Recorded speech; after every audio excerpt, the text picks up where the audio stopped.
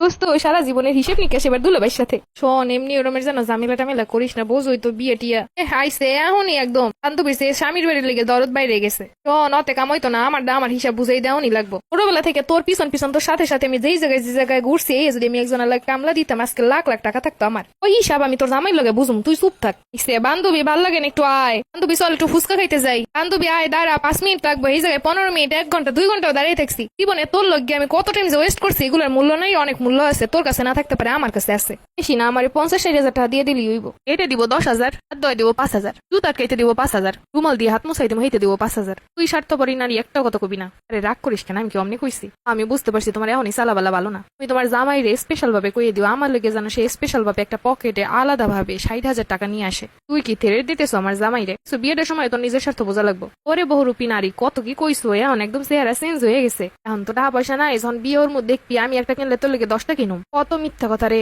এখনো তো তাই কই, কিন্তু এখনই একদমই বিয়ের সময় কত ঝামেলা বুঝই তো। অত কিছু বুঝি না, অনেক বুঝছি, এখন আমার টাইম বুঝতে নেবো। যাও তুমি তোমার মতো। তো তুই রঙের কথা কই না কেন, তুমি এই 2 দিন পরে তোমার স্বামীর পক্ষ নিয়েই থাকবা, আমারে ফোন দিয়ে 2 দিন জিজ্ঞাবাও না। থেকে আমি আমারটা বুঝে নি লাভ হইব, তোমার কথা শুনে আমার কোনো লাভ হইব না।